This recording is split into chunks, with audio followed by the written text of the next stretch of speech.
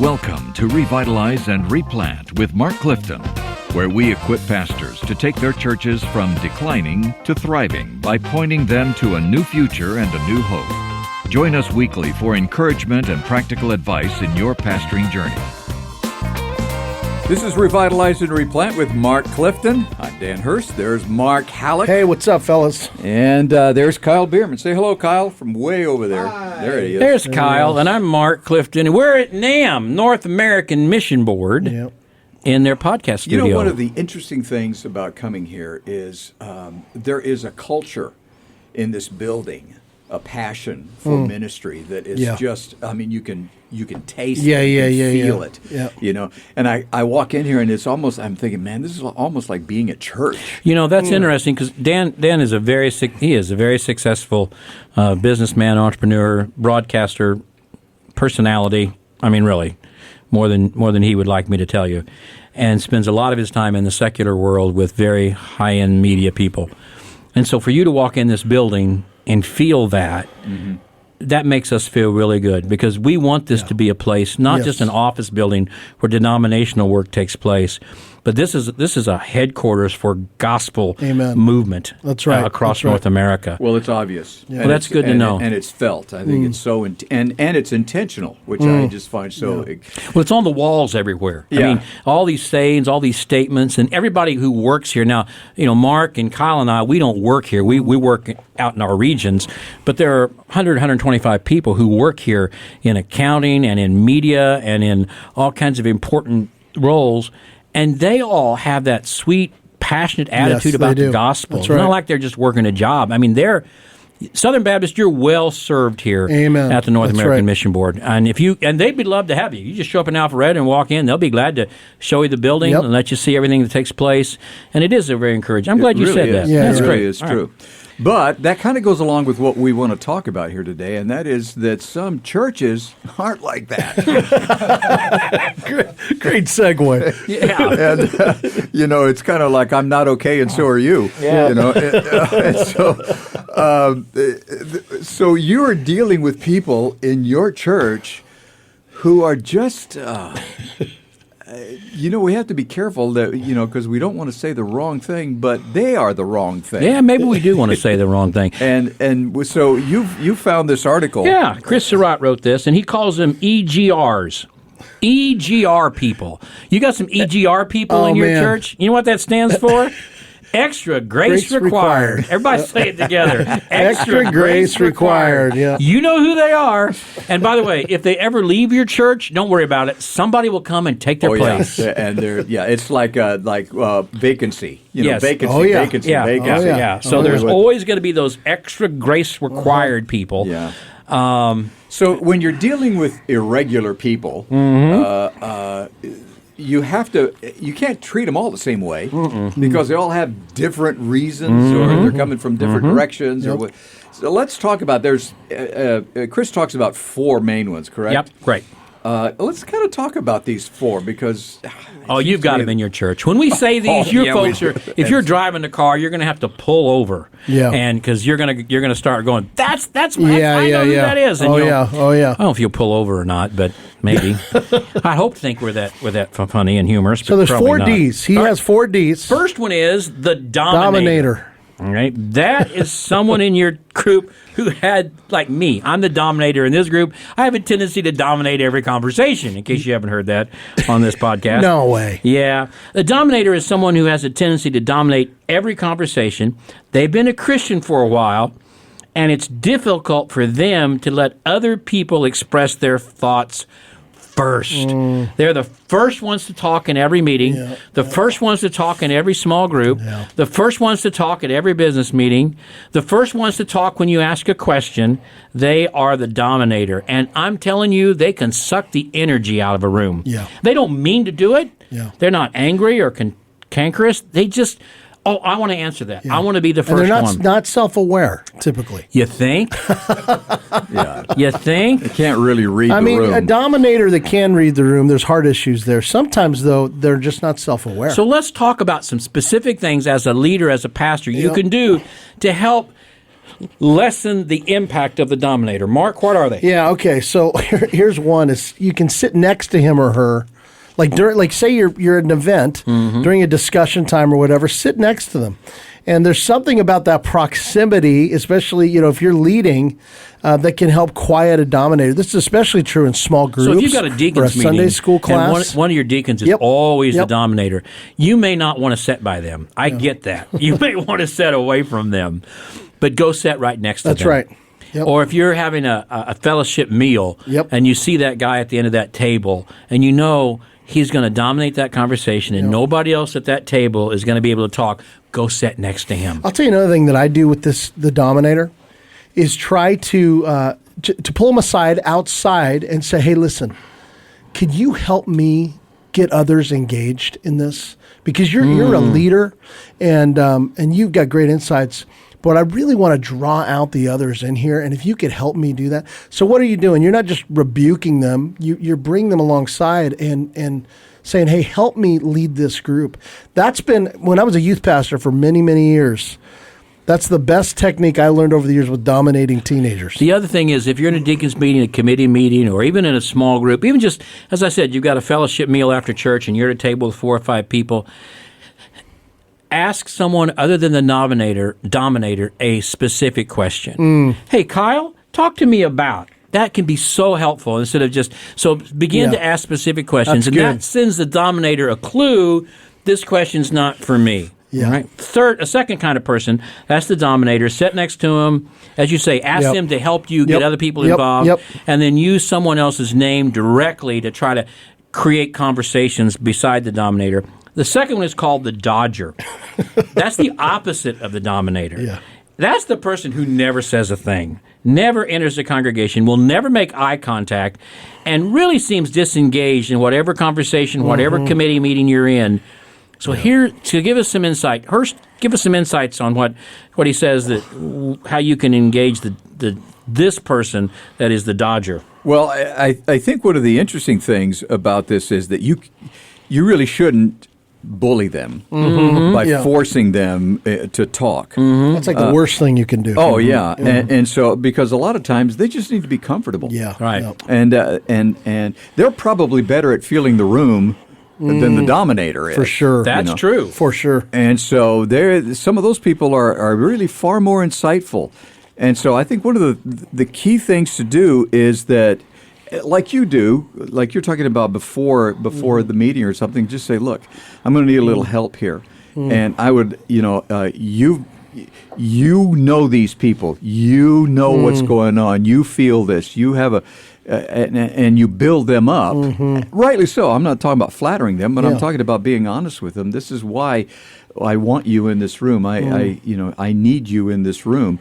And I'd like to know what your insight is on this particular matter. So now you've already felt what his feelings are about something. Yeah. So you can ask him the question because he's already processed it. He's already thought about it, and he's already answered that question. Oh, that's so good. Yeah. Spend some time with him one-on-one and do that. In a large group setting, if you've got someone that is a Dodger, maybe at the beginning, if you're just beginning to you have a deacon's meeting or a committee meeting, or again, you're at a meal, a fellowship meal, and you know this person never talks. Yep. At the beginning, ask them a non-threatening question. Yeah. Something very simple, like, you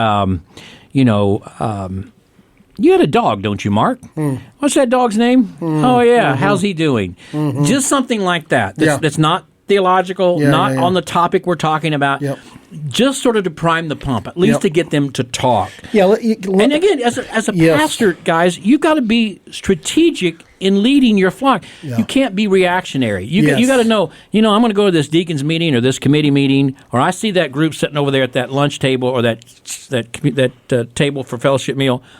That guy's a Dominator, so I'm going to sit next to him. This guy's a Dodger. I know he's got a new horse.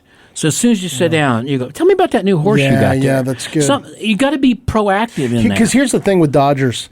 Don't assume they don't care just because they're quiet. Absolutely. You know what I'm saying? So like with Dodgers, you've got to be intentional. What I've found is sometimes they're there, they don't say a lot. If you don't engage them, you can take them for granted, quite frankly, because there's not going to be a lot of drama. There's not going to be. They're usually really easy. But the Dominators and the others we'll get to, can suck all of our energy. So I would just say, don't take the Dodger for granted, and be sure to engage them outside of. And I'm thinking of a sweet girl, she was a high school girl in my youth group, who I would never say a word in any context. She was so faithful.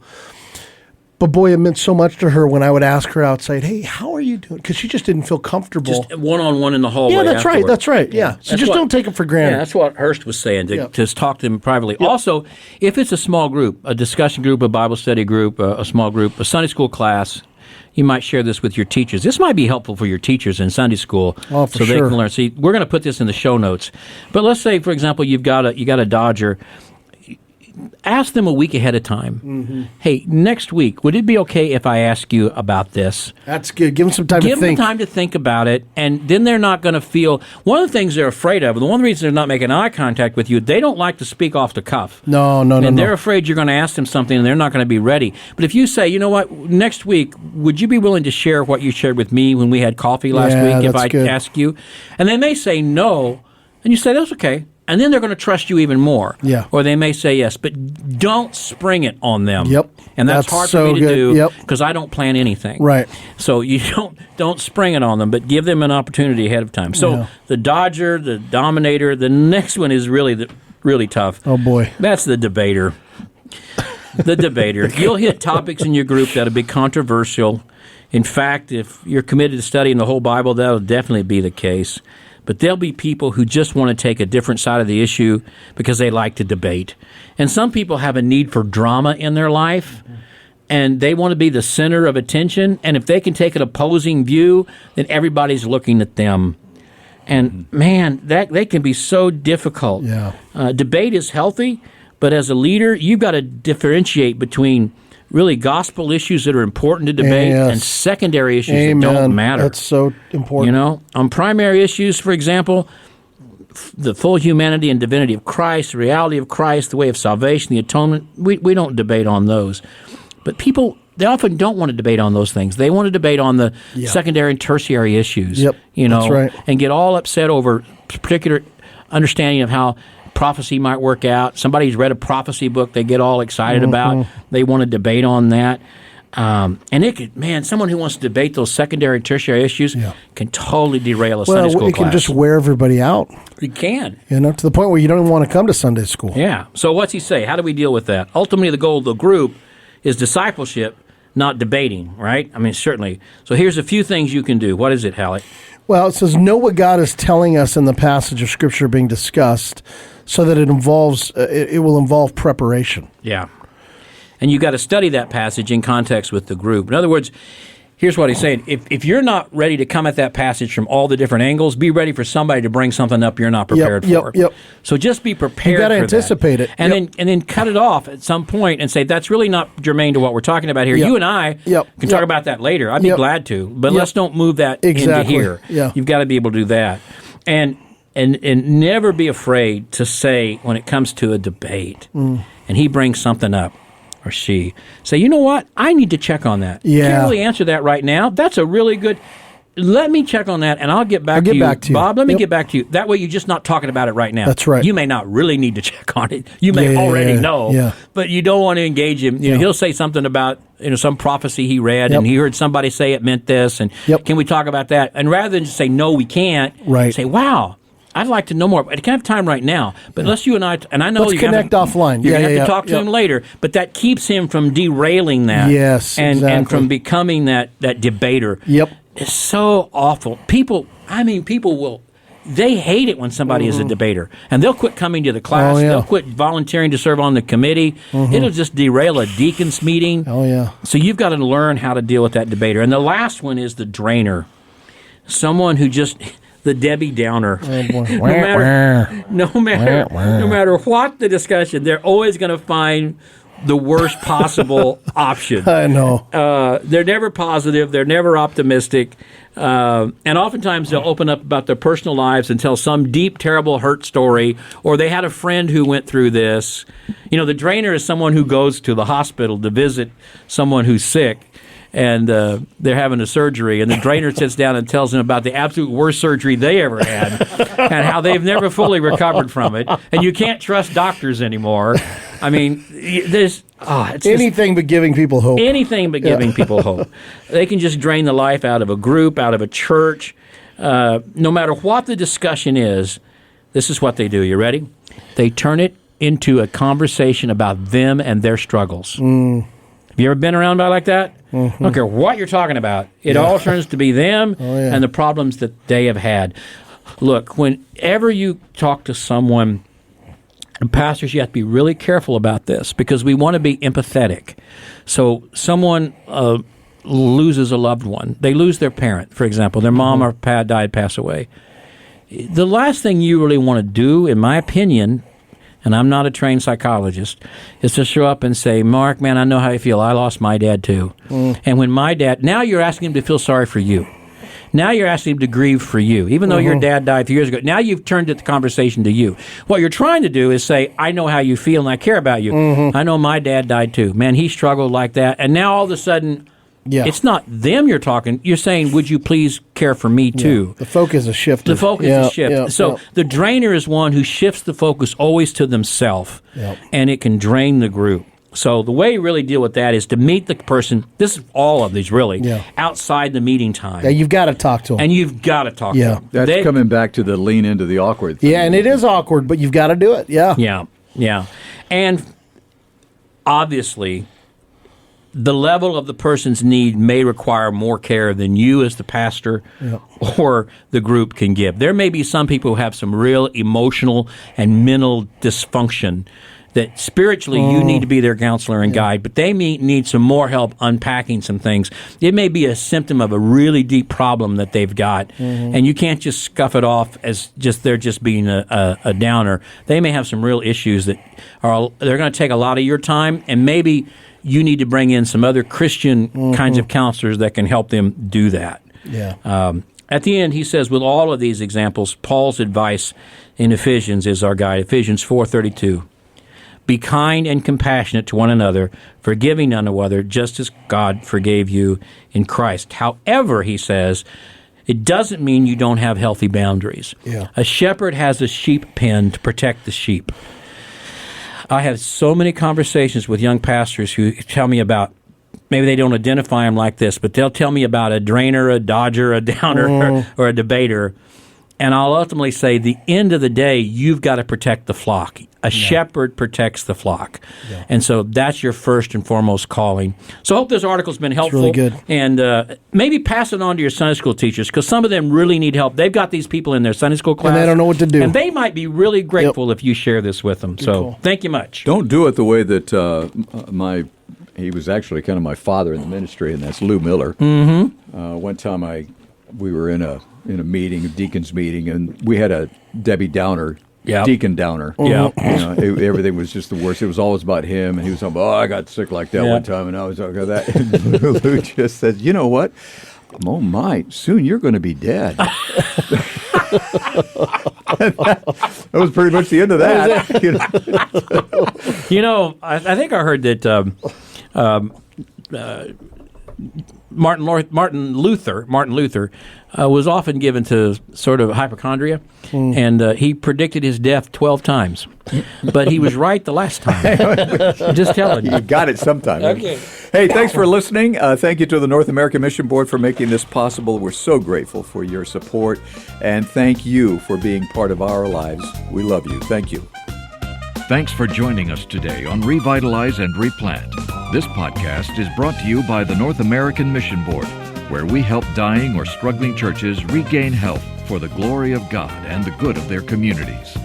If you found this conversation helpful, don't forget to subscribe to the podcast on your favorite platform. To learn more about becoming a replanting pastor or to explore resources about revitalization for your own church, visit churchreplanters.com.